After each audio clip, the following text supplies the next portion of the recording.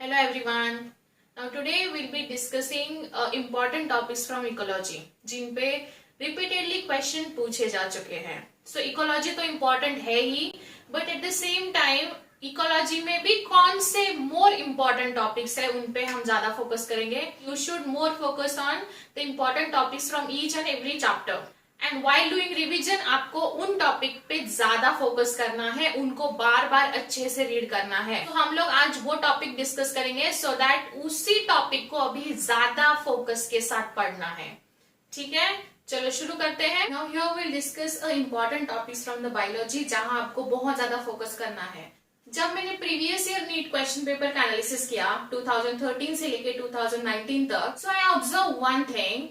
The thing is that कि कुछ concept ऐसे हैं जिन पे रिपीटेडली क्वेश्चंस पूछे जा चुके हैं, राइट. सो ऐसी रिपीटेडली कॉन्सेप्ट मैं आपको यहाँ आज बताऊंगी जहां आपको ज्यादा फोकस करना है, बिकॉज अभी आपका ये रिविजन टाइम है, right. Now will talk about first, that is chapter number 13. ये चारों चैप्टर इकोलॉजी से है, 13, 14, 15, 16.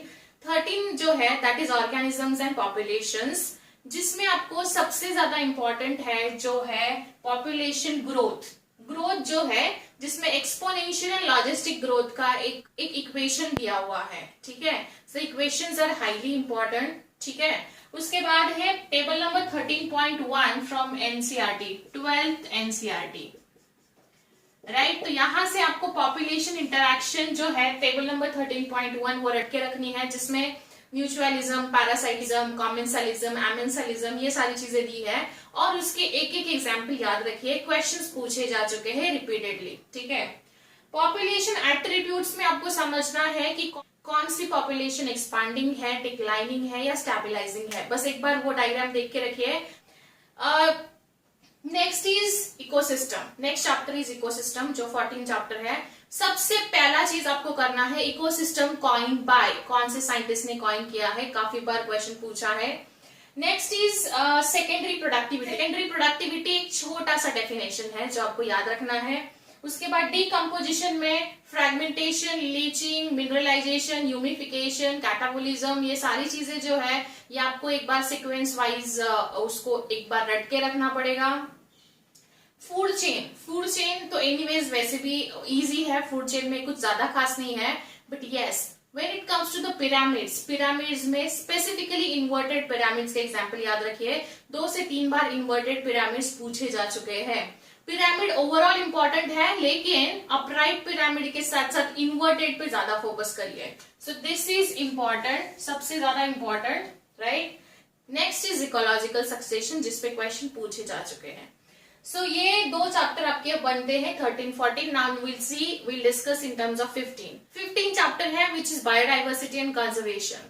बायोडाइवर्सिटी एंड कंजर्वेशन में XC2 कंजर्वेशन बहुत बार रिपीट हुआ है. 2019 में भी इनफैक्ट रिपीट हुआ था. हर दूसरे क्वेश्चन पेपर में XC2 के एग्जाम्पल पे क्वेश्चन है. सो आपको XC2 का एग्जाम्पल बहुत अच्छे से करना है इस चैप्टर से.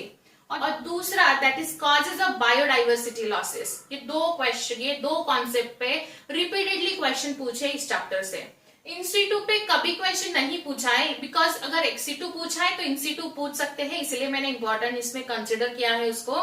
सो आप ये 3 चीजें कर लो इस चैप्टर से. You are done with the preparation of chapter number 15.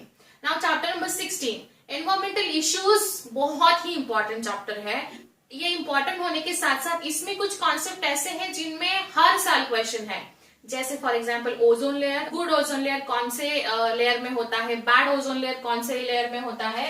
सो ये इसमें बहुत इंपॉर्टेंट है. लास्ट ईयर ओजोन डे पूछा था जो कि बुक में नहीं दिया है. फाइंड आउट करो ओजोन डे कब होता है. आप मुझे कमेंट सेक्शन में, आपका होमवर्क है, आप मुझे बता सकते हो ओजोन डे कब होता है. केस स्टडीज दी है. पॉलीब्लेंड जो है, पॉलीब्लेंड कैसे बनता था, बिटुमेन के साथ प्लास्टिक मिक्स होते, तो पॉलीब्लेंड पे लास्ट ईयर क्वेश्चन पूछा है.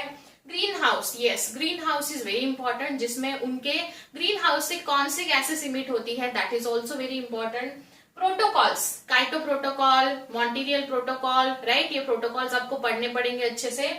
Now next is prevention act. जो एयर एंड वाटर को लेके प्रिवेंशन एक्ट दिए हैं उनके ईयर के साथ याद रखिए.